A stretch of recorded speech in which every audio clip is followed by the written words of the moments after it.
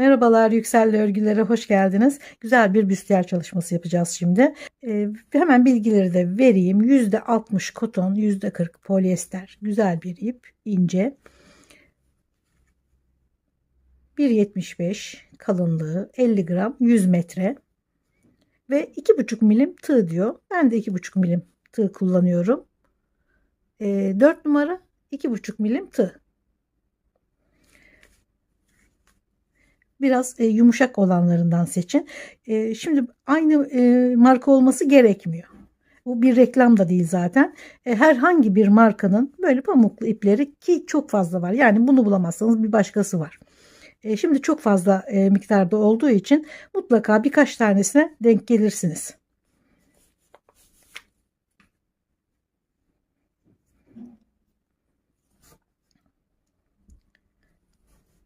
Dört zincir çekerek başlıyoruz.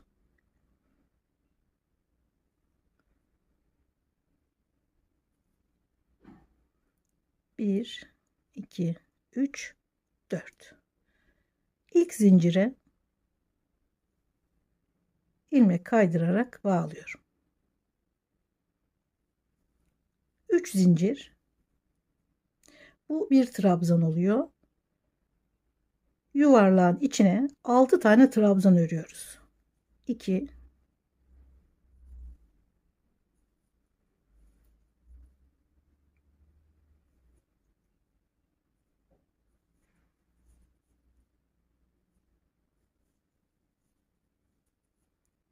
ve 6. 3 zincir. Şimdi burada 6 tane trabzan var. Şu zincirle çıktığımız dahil. Her birinin üzerine 2 kere batıyoruz ama ortadan herhangi bir trabzana da bir kere batıyoruz.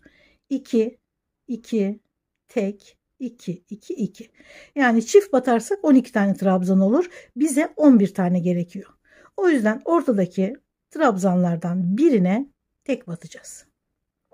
Çift aynı yere battım. Zincirin çıktığı ilmeğin içine, yanındaki ilmeğe, gene aynı ilmeğe, çift çift.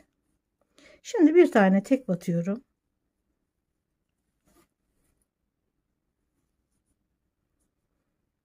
Diğerlerine çift. Aynı ilmeğin içine, yanındakine,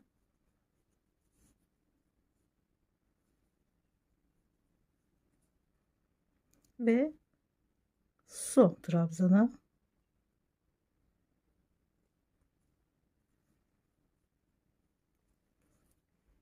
aynı ilmeğin içine,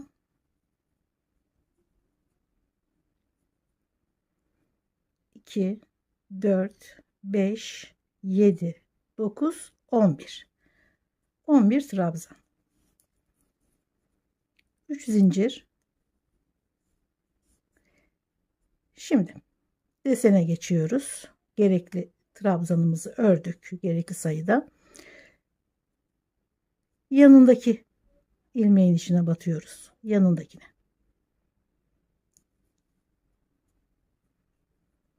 Aynı ilmeğin içine bir tane daha. Bir zincir. Gene aynı ilmeğin içine 2 trabzan daha.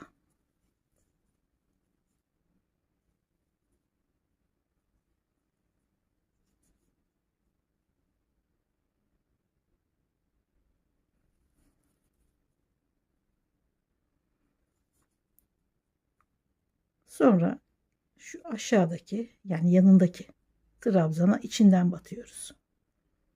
Ortasından. Bu uzun trabzan. Şöyle uzatıyoruz ve ikili trabzan.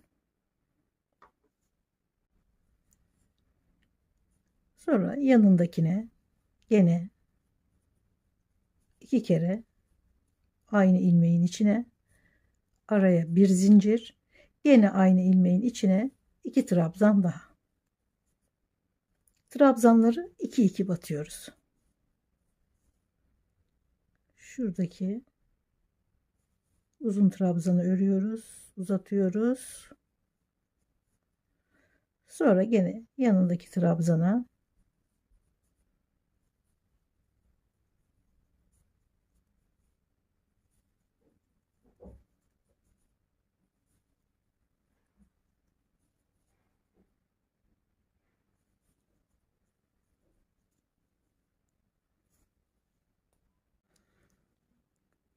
bir trabzanla bitiriyoruz.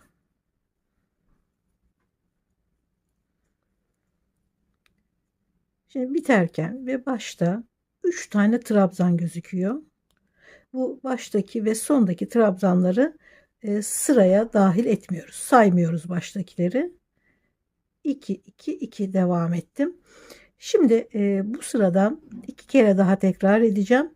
Toplam 3 sıra olacak.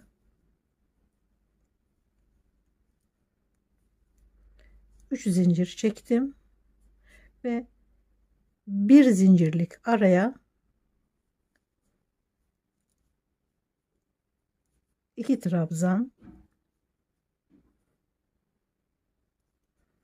bir zincir ve 2 trabzan.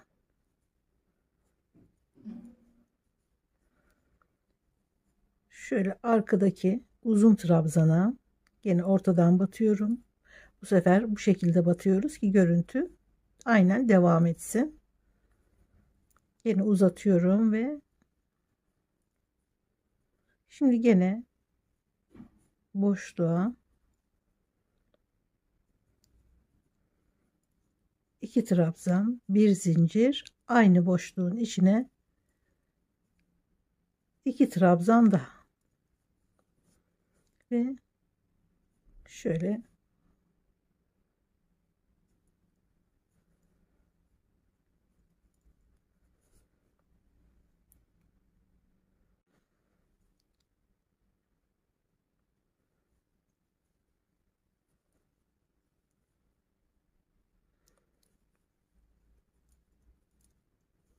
üç zincir. Şimdi gene şu bir zincirlik boşluklara devam ediyorum. Aynı iki sırayı ördüğüm gibi. 3 sıradan sonra bu iki kere battığımız trabzanları 3 kereye çıkartacağız. Biraz bir arttırma yapacağız.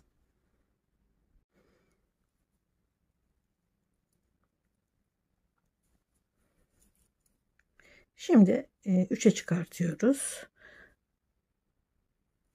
Trabzana gene trabzana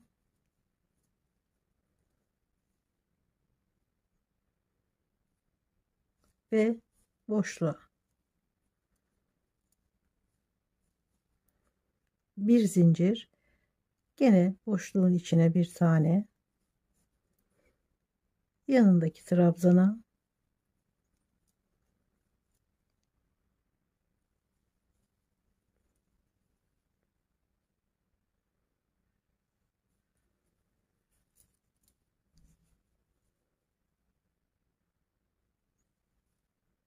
uzatıyoruz ve ikili trabzan.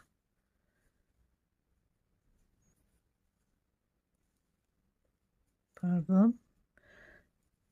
Trabzana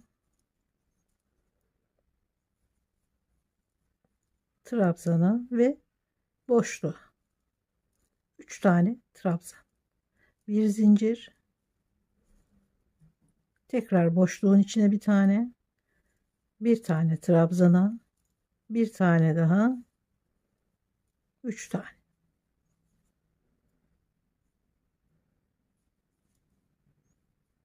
Üç battık bu sefer. Şöyle göstereyim. Ama başlarda 4 tane trabzanın gözükmesi normal. Çünkü şuradaki kenar trabzanları saymıyoruz.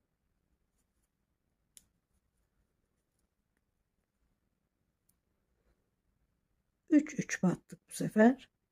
Şöyle göstereyim. Ama başlarda 4 tane trabzanın gözükmesi normal. Çünkü şuradaki kenar trabzanları saymıyoruz. 3 3 battık bu sefer. Şöyle göstereyim. Ama başlarda 4 tane trabzanın gözükmesi normal. Çünkü şuradaki kenar trabzanları saymıyoruz. Gene 3 zincir,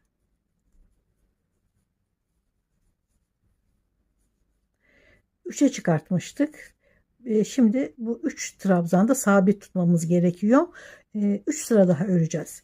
Yani şu 2 kere battığımız trabzanları 3 sıra ördük. Şimdi 3 kere battığımız trabzanları da 4 sıra öreceğiz. Baştaki, yani bu zincirle çıktığımız trabzanın yanındaki ilmeği atlıyoruz. Buraya batmıyoruz. Yanındakine. Çünkü ilk ilmekten başlarsak trabzan sayısı artacak. Bunu 3'te sabitlememiz gerekiyor. O yüzden şu baştakine atlıyoruz. 2 ve ortaya 3. Bir zincir. Yine boşluğa bir tane. 2 ve 3. Sondaki trabzanı atlıyoruz. Şu ilmekleri atlayarak 3 trabzanda devam ediyoruz.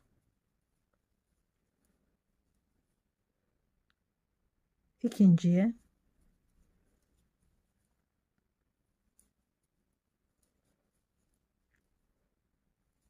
boşluğa bir tane, bir zincir, boşluğa bir tane daha.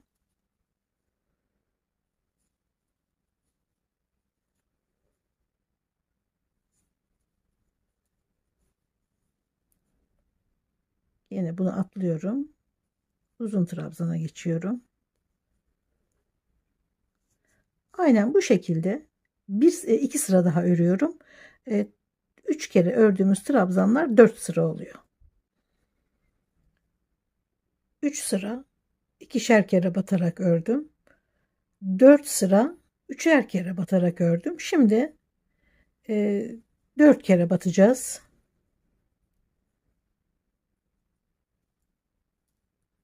3 zincir,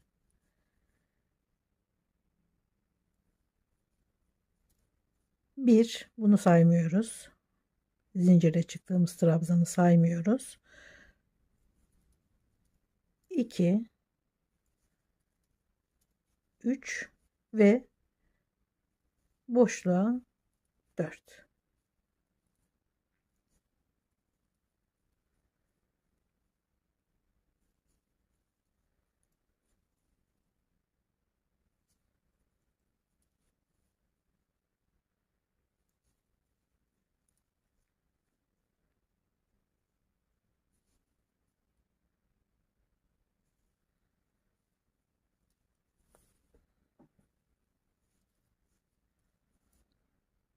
Üç trabzanın üzerine bir boşluğa 4. Bu şekilde sırayı tamamlayacağız. Şimdi ben ölçerek yapıyorum. Siz de kendi ölçünüze göre yapacaksınız. Eski videoda arttırma bu şekilde değildi. Çünkü onun bedeni büyüktü. Göğüsler daha büyüktü. E, Onu şu şekilde ördüm. Bu 2 kere battığım trabzanları 3 değil 4 sıra ördüm.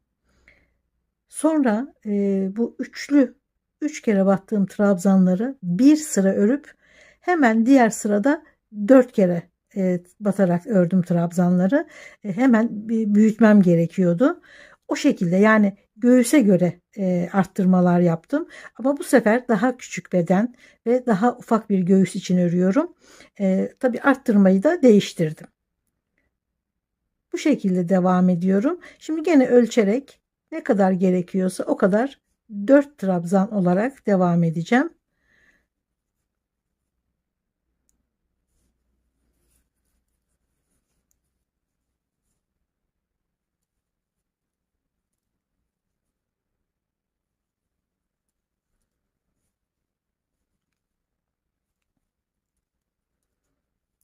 Bir de ortaya 4.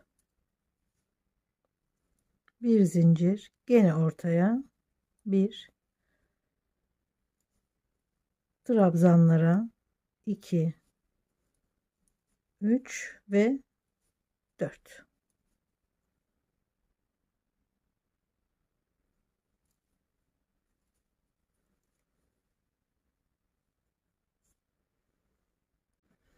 bir sıra 4 kere batarak ördüm. Şimdi 2 sıra daha örüp kap tamamlanıyor. Daha fazla büyütmeye gerek yok. Dediğim gibi ufak bir ölçü üzerinde örüyorum. Eski video dediğim gibi daha büyük bir göğüs, daha büyük, daha geniş bir beden içinde. Şimdi o videoyu da linkini açıklama bölümüne paylaşacağım. Oradan da eski linke, eski videoya bakabilirsiniz. Şimdi gene burada yaptığımız gibi 4 tane trabzanda sabit tutacağız. 2 sıra daha. 3 zincir ve ilk ilmeği atlıyorum. İkinci ilmeğe 4 tane trabzan. 3 ve boşluğa 4. Bir zincir, gene boşluğa bir tane.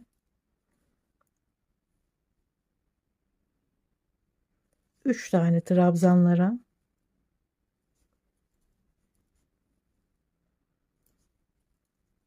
4.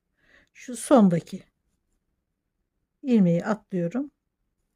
Uzun trabzanı örüyorum. Aynen üçlüyü sabit tuttuğumuz gibi dörtlü trabzanı da sabit tutuyoruz. Bu şekilde bu sıradan sonra bir sıra daha örüyorum. Yani 3 sıra 2 kere batarak ördüm. 4 sıra 3 kere batarak ördüm. 3 sırada 4 kere batarak öreceğim ve tamamlanacak. Bu şekilde tamamladım. Siz de ölçerek 2 sırada bir, hatta her sırada ölçerek nerelerde arttırma yapacağınızı, yaptığınız arttırmanın kaç sıra devam edeceğini görebilirsiniz. Dediğim gibi güzel bir model arttırma ya da eksiltme için. Çok rahat yapabilirsiniz. Ölçüler çok rahat ayarlanabilir bu modelde. Şimdi boyuna bağladığımız kordonu yapıyoruz. Şurada uzun trabzanın yanındaki trabzan ve baştaki trabzan arasında 1 2 3 4 5 boşluk 6 7 8 9 10 ilmek var. Bu 10 ilmeği önce 6'ya, sonra 4'e düşüreceğiz ve 4 trabzan üzerinden devam edeceğiz. Şimdi 2 zincir çekiyorum. Eksiltme yapıyoruz çünkü. Yanındaki trabzana bekletiyorum. Ve üçüne birden alıyorum. Buraya bir iğne takalım. Şimdi yeni başlayanlar için kafa karışıklığı yapmasın. Net bir şekilde görelim ilmekleri. Sonra şu 1 oldu. 2 3 Şimdi boşluğa 4, bir tane daha 5. Burada 3 tane ilmek kaldı. Burada yaptığımız gibi 2 tane eksiltiyoruz. 3 ilmekten 1 ilmek kalıyor. Topluyorum. Hemen oraya da bir iğne takalım. Yeni başlayanlar için bayağı yardımcı oluyor bunlar. 1 2 3 4 5 ve 6. Şimdi gene eksilteceğimiz için 2 zincir. Bu işaretli olanın hemen dibindeki zincir bu zaten. Oraya batmıyoruz. Yanındakine. Şöyle ve ikisini birden topluyorum. Oraya da bir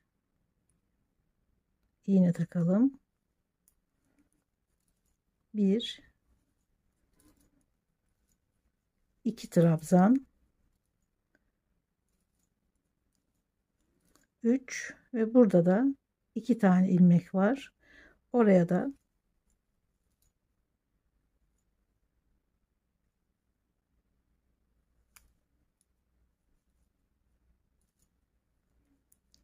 bir, iki, üç, 4 tane ilmek oldu.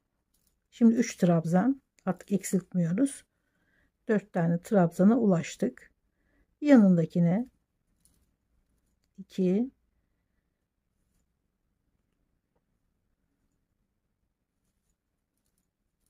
3 ve 4. Bu 4 trabzan üzerinden 3 zincir 60 santim kadar yetiyor. 60-65 santim kadar kordon yeterli oluyor. Bu tabi sizin kendi ölçünüzle alakalı. Daha da uzun durmasını isteyebilirsiniz. 4 trabzanın üzerinden istediğiniz ölçüye kadar ama bir 60 santim en az örün. Bu şekilde devam ediyorum. Şimdi şu kordon bittikten hemen sonra koltuk altı ve sırta dönen bölümü de ördüm. Karşılığını da örüp hazırladıktan sonra şöyle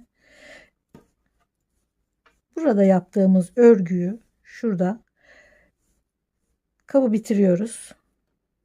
İpi kestikten sonra şuraya takıyoruz ipi ve buradan kordonu örüyoruz. Şimdi buradaki örgüyü buraya da örelim. Şöyle göstereyim. Kordonun başladığı sıra şurası. Burası ve şurası arasında 26 tane trabzan örüyoruz. 6 trabzan örmüştük. Sonra 11 trabzana arttırmıştık. Bu 11 trabzanın hizasına hemen bağlıyoruz ipi ve aralara bir boşluğa, bir örgüye, bir boşluğa, bir örgüye arada çift batarak 26 trabzana tamamlıyoruz.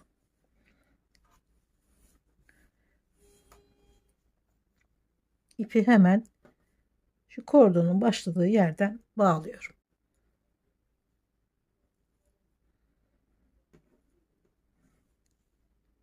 Şu hiza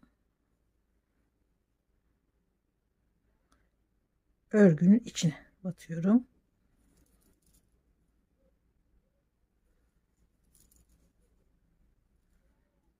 Bir, iki, üç zincir.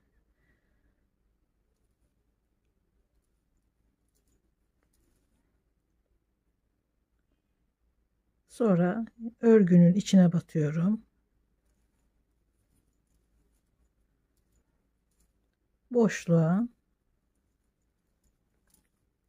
gene örgünün içine, boşluğa, arada çift batıyorum. 26 tane trabzanı tamamlamak için boşluğa. Şimdi çift batayım bir tane. Toplam 26 trabzanı tamamlamak için. Şimdi şöyle araya, yani örgüye derken şu iki sıranın arasına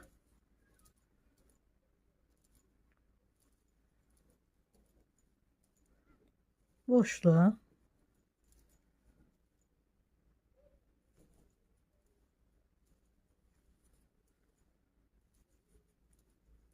gene çift batalım. Şurada 11 trabzan hizasına kadar ya da 6 trabzan bitimine kadar, şuraya kadar 26 trabzanı örelim.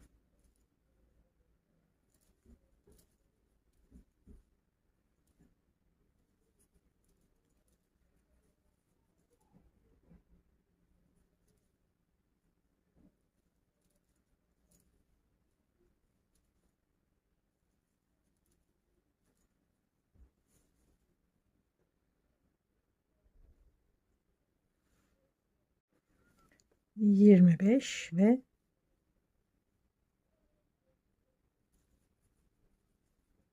26.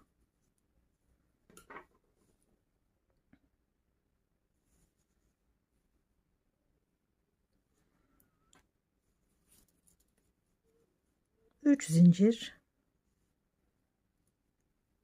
dönüyoruz. Aynen trabzanların üzerine trabzan örerek aynı sayıda 5 sıra örüyoruz tamamında. 1 2 3 4 5. Sonra buna devam edeceğiz. Ben 5 sıra ördüm. Siz 6, 7, 8 bedeninize göre istediğiniz kadar örebilirsiniz. Şurası koltuk altı kısmına geliyor. Dediğim gibi dar, küçük bir beden ördüğüm için 5 sıra yetti. Belki 6-7 sıra örebilirsiniz kendiniz için. Koltuk altı kısmını ölçerek şu kısmı büyütebilirsiniz. Şimdi gene 3 zincir, şu kafes örgüye geçiyoruz. Hemen yanına ikinci trabzan, araya 2 zincir, 2 ilmek atlıyorum. Üçüncü ilmeğe bir trabzan, bir trabzan daha.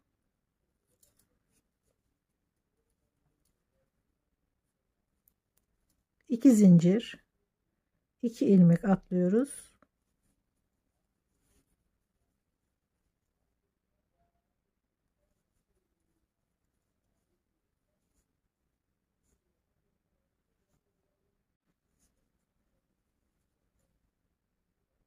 Son trabzana bir trabzan,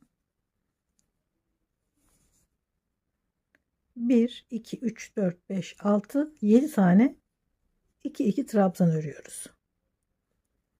Aynen devam ediyoruz üzerine. 3 zincir, trabzan üzerine trabzan, zincir üzerine zincir,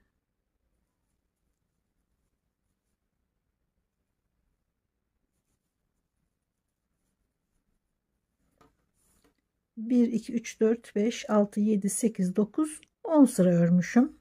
Siz de kendi bedeninize göre ölçün. Çok fazla sırt ortasına kadar gelmesin. Daha şu mesafe var çünkü. Şöyle sırta doğru hafif dönsün. Sırt ortasına yaklaştığınızda bırakın örgüyü. Şurası için de bir mesafe gerekiyor. Şimdi şuradaki eksilen kısmı örüyoruz. Hemen ilk sırada eksiltmeye başlayalım. 2 zincir çekiyoruz. Eksilteceğiz çünkü.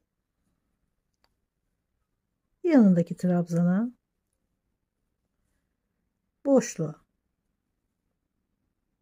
topluyoruz. Bir iğne takalım gene. Yeni başlayanlar için. Doluyorum. Burada 2 zincir var arada ama bir kere batıyoruz şimdi. Hem burada eksiltiyoruz hem başta eksiltiyoruz. Şimdi ortaya boşluğa bir kere battık. Trabzana geçiyoruz. Buraları normal örüyorum ve boşluğa bir kere.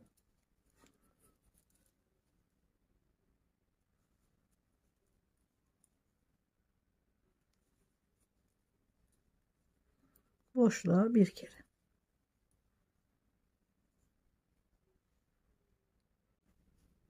Şimdi eksiltiyoruz gene.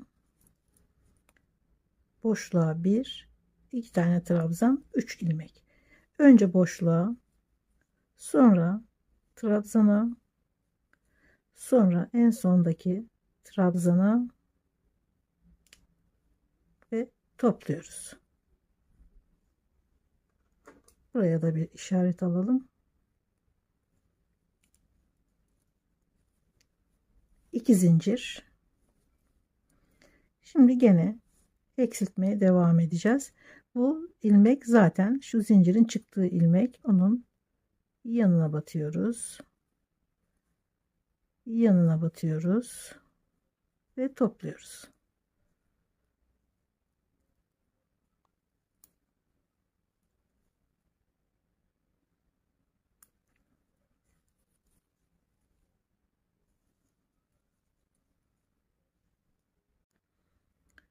Üç ilmek topluyoruz üçünü. 1 2 ve 3.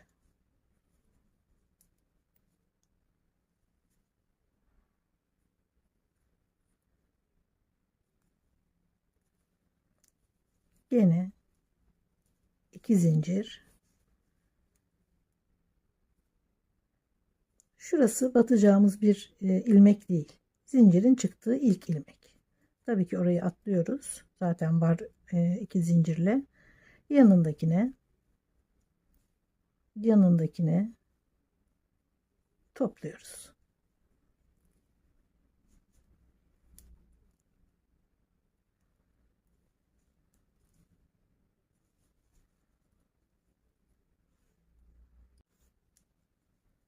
Son 3 ilmek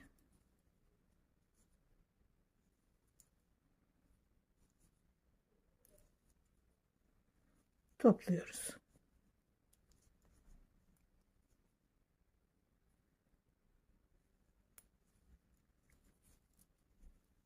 İki zincir, yanındaki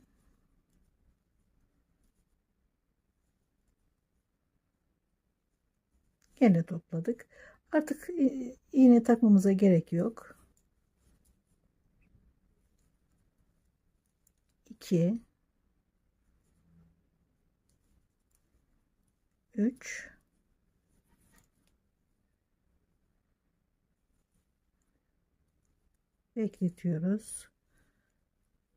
bekletiyoruz ve topluyoruz.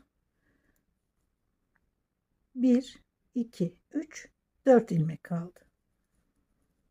Gene 4 ilmek üzerinden kordon örüyoruz. Şu 30 santim kadar yeterli. 30-35 santim kadar yeterli. Tabi daha uzun durmasını istiyorsanız daha uzun örün.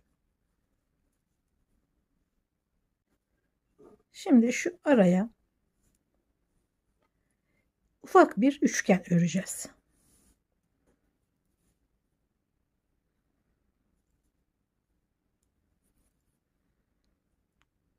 Beş tane zincir çekiyorum. 1 2 3. zincire ikili trabzan, bir tane daha, 3 trabzan. Sonra dönüyorum. Baştaki şu bir trabzan hemen dibine batıp 2 tane trabzan oluyor aynı boşluğun içinde.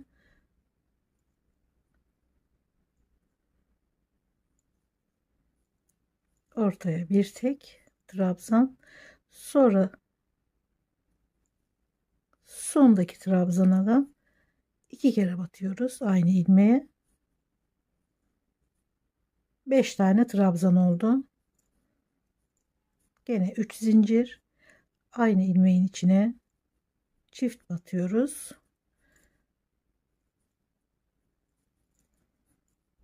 Yanına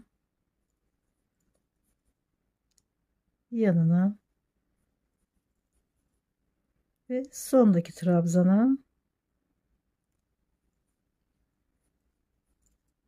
bir kere daha, başlardaki trabzana hep çift batıyoruz. 3 5 7, gene 3 zincir, çift batıyoruz.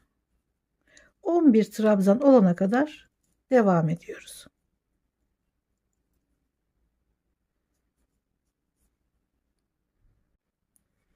...11 trabzan, 5 sıra.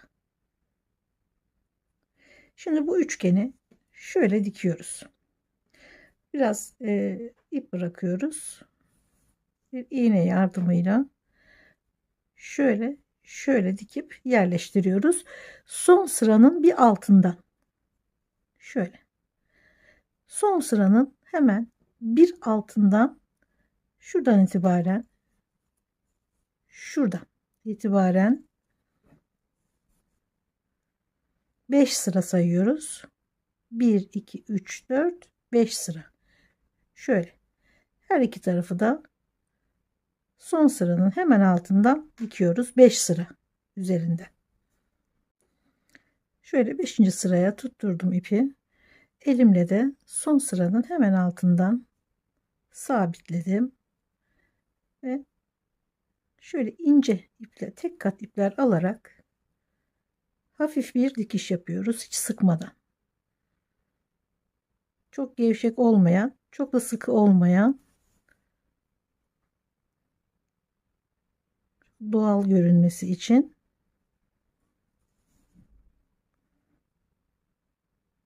tek kat iplerle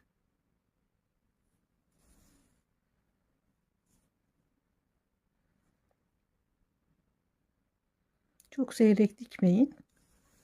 Çok sık dikiş de yapmayın. Normal.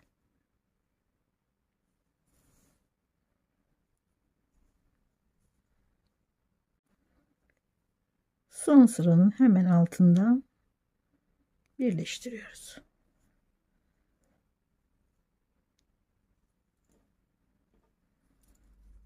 Ve şuraya bir sıra aldı. Gene aynı şekilde 5 sıra buraya dikiyoruz.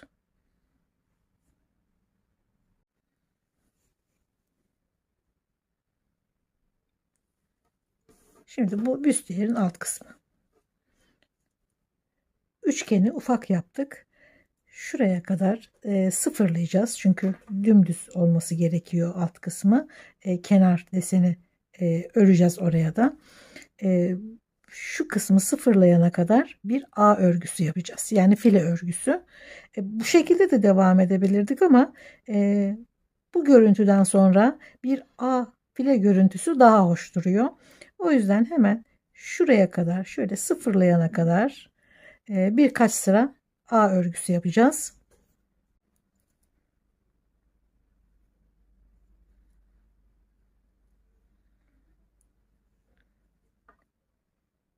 Şu hizanın bir sıra üstüne. Çünkü şöyle öreceğiz. Tekrar üste çıkacağız. Burayı öreceğiz. Buraya gelene kadar sıraları yineleyeceğiz. O yüzden bu hizanın bir sıra üstünden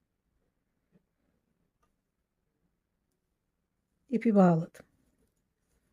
1, 2, 3 zincir.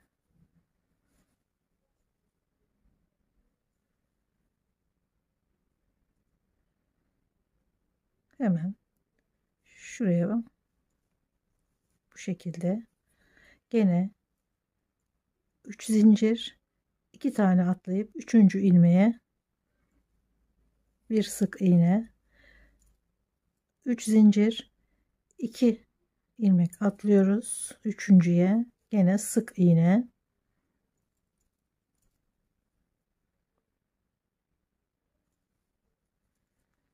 sonra 3 zincir ve bir üst sıraya.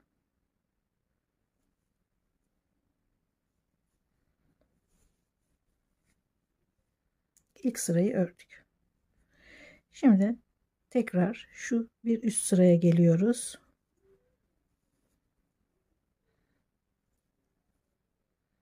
Bir tane daha örelim. Tam denk gelsin ve örgünün içine de batıyorum.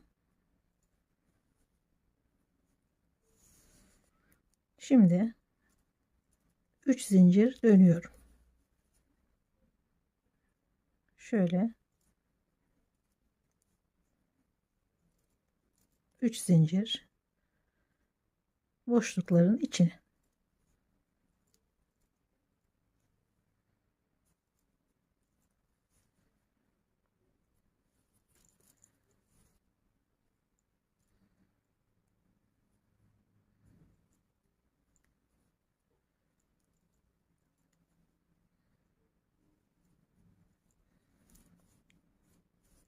Şimdi bir sıra üste çıkacağız ama önce sırayı, ördüğümüz sırayı şuraya bağlayalım. Bir üst sıraya.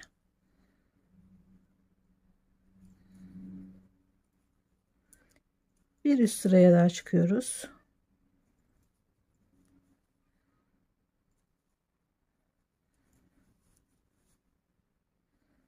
Çeviriyorum.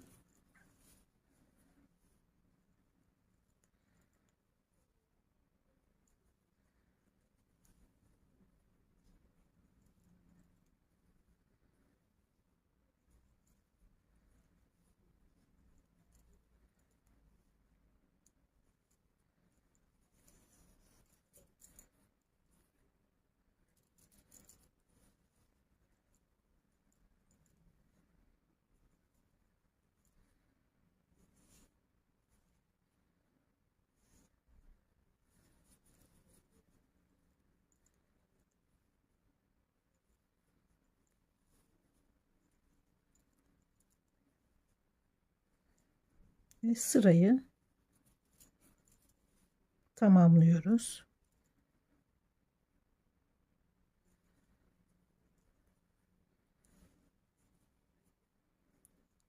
Bir, iki, üç. Bir sıra daha örelim. Şimdi şuraya kadar geliyoruz. Ve bu örgünün içine de bir tane dönüyoruz. 3 zincir boşluğa.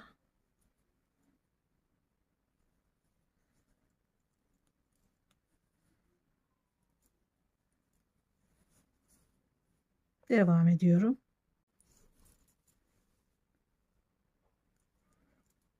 3 zincir ve sırayı bağlıyorum.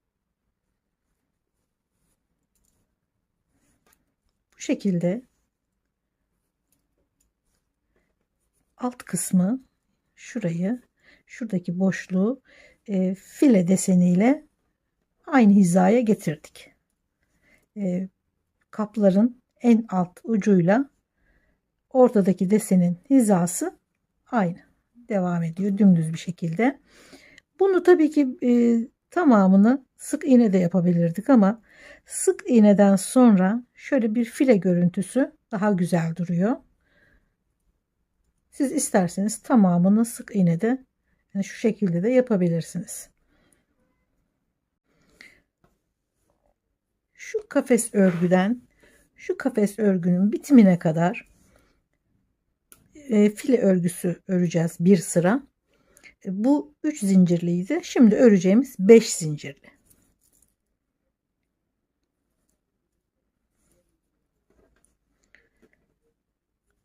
Şuraya hemen ipi bağlıyorum.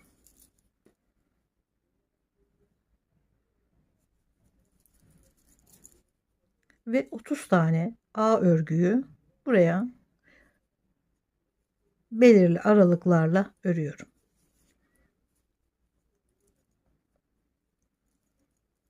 Beş zincir, şu ortaya batıyorum.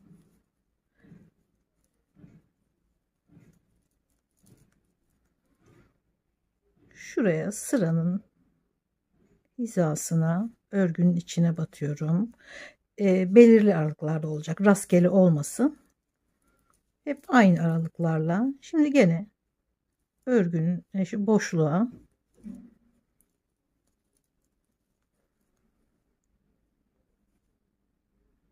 örgünün içine, biri dar biri geniş olmasın, hep aynı aralıklarla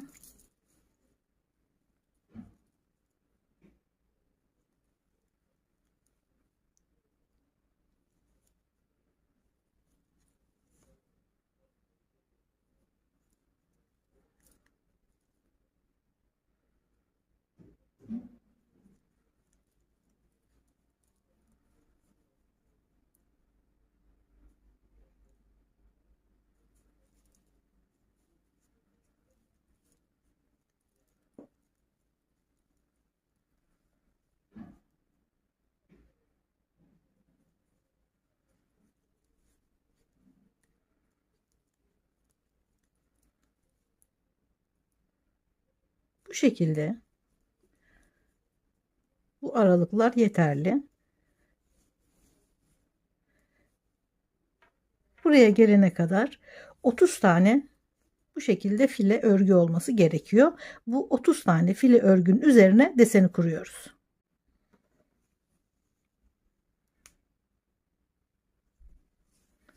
Nerelere battım daha rahat gözüksün diye şöyle yakından göstereyim.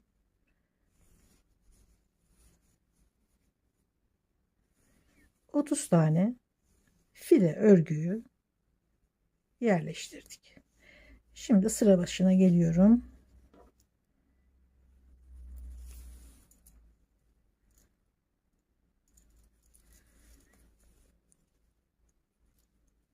Üç zincir, aynı ilmeğin içine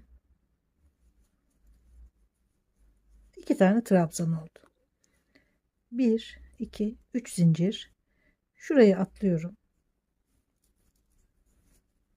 Buraya bir sık iğne,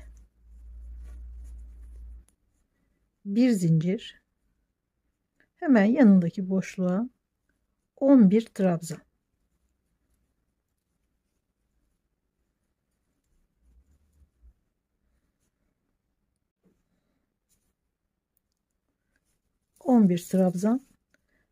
bir zincir, yanındaki boşluğa bir sık iğne,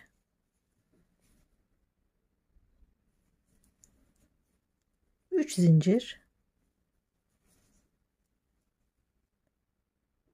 Şunu hemen atlayıp yanındaki sık iğnenin içine 3 trabzan,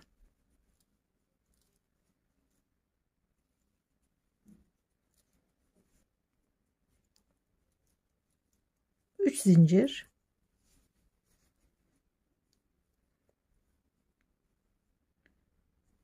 desen aynı şekilde devam ediyor. 3 zincir, şuraya bir tane sık iğne, bir zincir, yanındaki boşluğa 11 trabzan,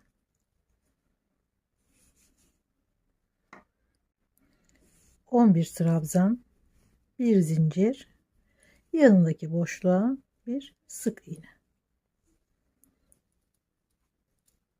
3 zincir, şu boşluğu atlayıp hemen yanındaki sık iğnenin içine 3 sık iğne, trabzan,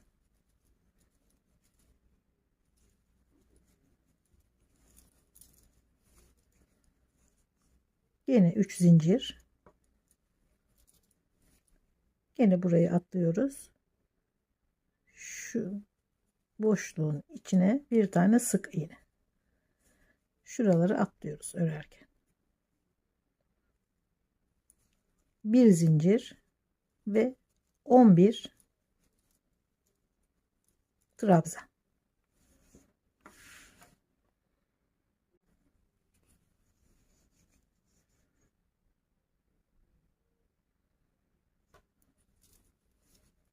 bir zincir, boşluğa bir sık iğne,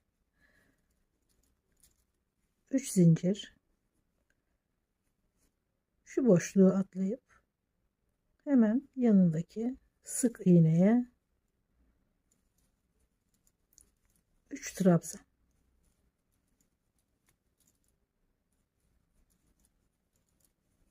3 zincir, bu boşluğu atlıyoruz, diğer boşluğa sık iğne, bir zincir ve yanındaki boşluğa 11 trabzan.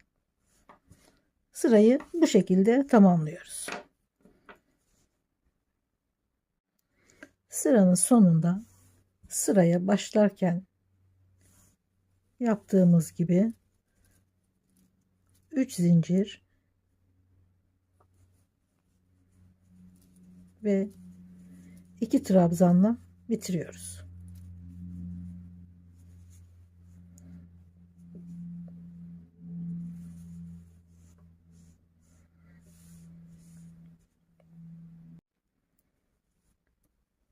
Üç zincir, sırayı çeviriyorum.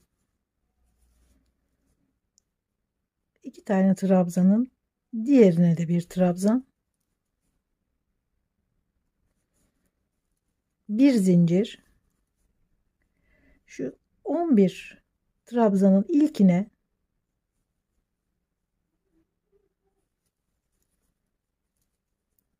bir trabzan, bir zincir, yanındakine 11 trabzanın her birine bir trabzan ve aralara birer zincir.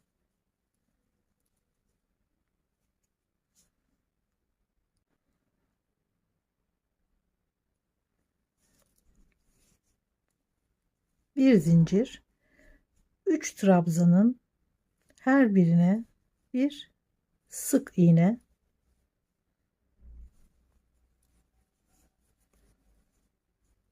bir zincir ve ilk trabzana gene bir trabzan, bir zincir, 11 tane.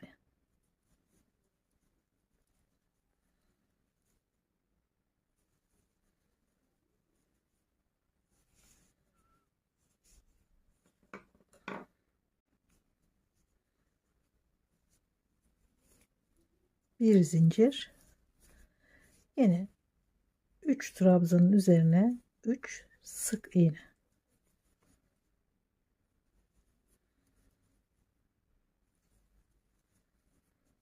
Bir zincir, gene 11 trabzan, aralara bir zincir. Sıra bu şekilde devam ediyor.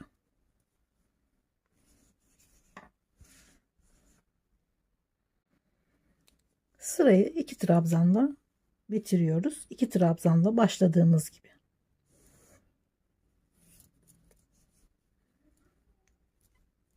Üç zincir çeviriyorum. Hemen yanına bir trabzan.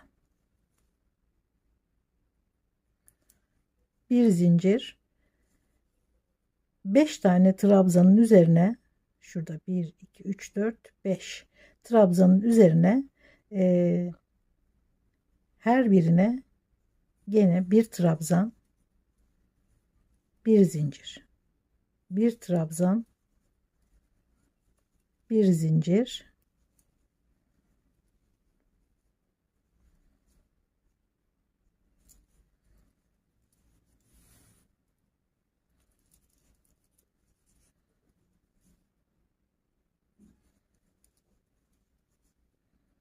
iki dört beş. Şimdi gene bir zincir, tam ortadaki trabzan bu. Bunun içine gene bir trabzan, bir zincir, aynı ilmeğin içine bir kere daha batıyoruz.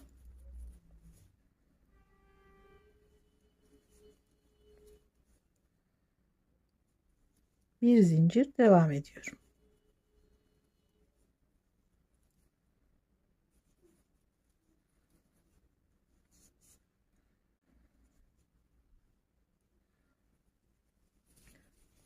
Burada 3 trabzanın üzerine 3 sık iğne örmüştük. Araya bir zincir, 3 sık iğnenin ortasına bağlıyoruz. Bir zincir, aynı örgüyü tekrarlıyoruz. Her trabzanın üzerine bir trabzan, bir zincir olarak ortadakine de çift batarak sırayı bu şekilde tamamlıyoruz. Sırayı gene bir zincir, 2 trabzanla bitirdim. Tekrar sıra başına 2 trabzanla döndüm.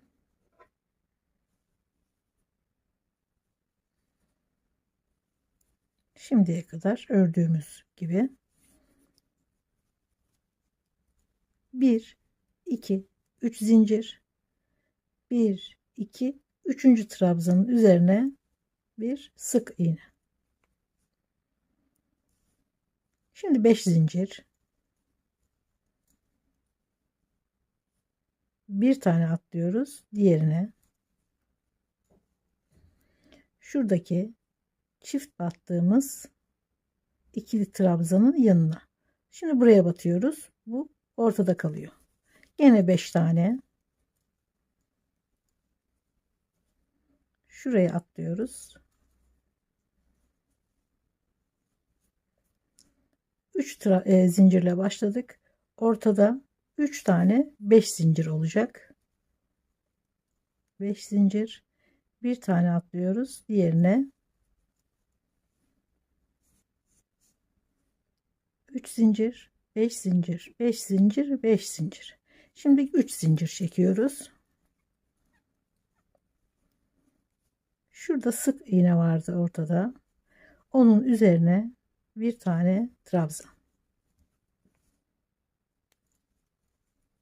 3 zincir, 1 2 3. trabzana bir sık iğne, burayı ördüğümüz gibi. Sonra 5 zincir, bir tane atlıyoruz. 1 2 3 4 5. Şu çift battığımızı atlıyoruz yanındakine.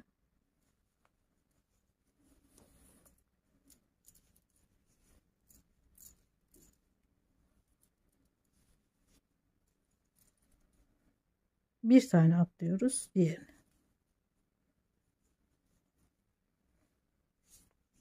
Üç zincir, 5 5 5 zincir. Şimdi gene 3 zincir ve sık iğnenin üzerine bir trabzan. 3 zincir ve gene deseni takip ederek sırayı tamamlıyoruz. Sırayı gene 2 trabzanla bitiriyorum. Gene 2 trabzanla başlıyoruz.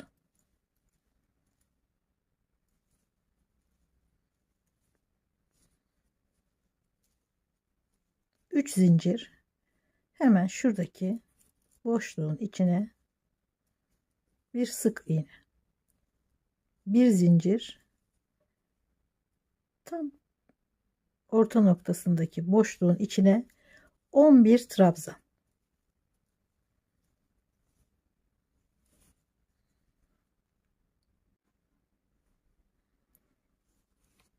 Gene bir zincir, yanındaki boşluğa bir sık iğne, 3 zincir. Şurada bir trabzan vardı, hemen üzerine 3 trabzan.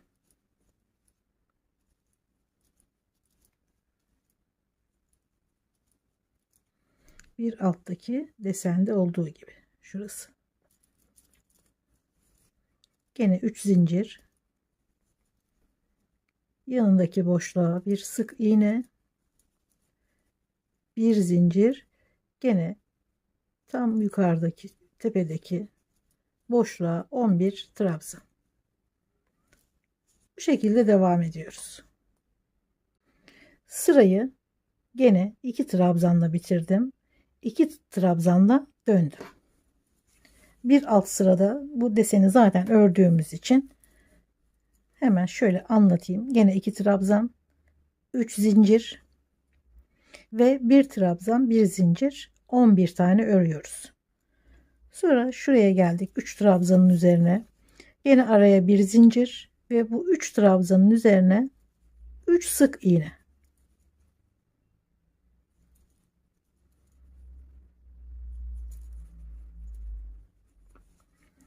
Şurada örmüştük aynısını ve gene araya bir zincir, gene trabzanların üzerine bir trabzan, bir zincir. Sırayı bu şekilde tamamlıyoruz. Evet, 2 trabzanla bitirdim. 2 trabzanla sıraya başladım. Bu son sıramız. Bir tane zincir çekiyorum araya. Trabzanın üzerine bir trabzan ve bunun üzerine bir tomurcuk yapıyoruz. 3 zincir. Şöyle 2 tane ipi alıyorum şu şekilde. Araya bir zincir. Diğer trabzana 3 zincir. Şöyle 2 tane ipi alıyorum. İlmek kaydırıyorum. Bir zincir.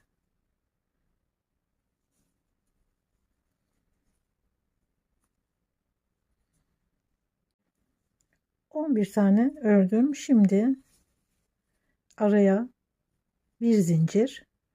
Şurada 3 tane sık iğnenin ortasına bir sık iğne, bir zincir ve gene tomurcuklu trabzanları örüyorum. Bir zincir araya. Son sırayı da bu şekilde örüp örgüyü bitiriyoruz. Şuraya bir sık iğne geçmek istiyorum. Şu uzun trabzanın hemen bir gerisinden ipi bağlıyorum.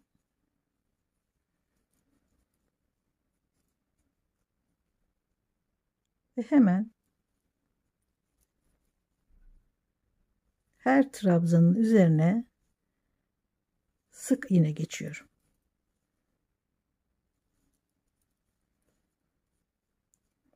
Biraz daha toplaması gerekiyor yakayı. Şu ortaya bir tane ve trabzanların üzerine bir tane sık iğne.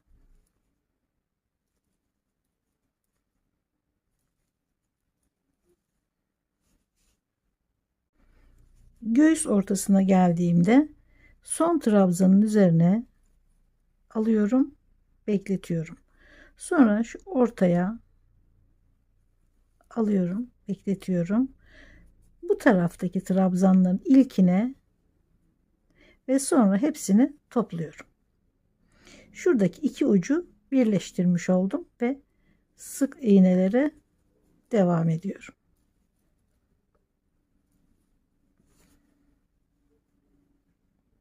Evet, örgüyü bitirdim. Çok şık, çok güzel. Gerçekten hem kolay, zevkle örülebilecek bir model, hem de çok kolay. Yeni başlayanlar için de gayet rahat örebilir, hiç zorlanmadan. Umarım beğenmişsinizdir. Gerçi bu modeli ikinci örüşüm. Dediğim gibi ötekinde yabancı dil olmadığı için çok sordular, niye kendi dilimizde göremiyoruz diye. Onu umarım telafi etmişimdir. Videolarımı beğeniyorsanız ve bundan sonrakileri de izlemek isterseniz beğenmeyi ve abone olmayı lütfen unutmayın. Görüşmek üzere, sağlıkla kalın.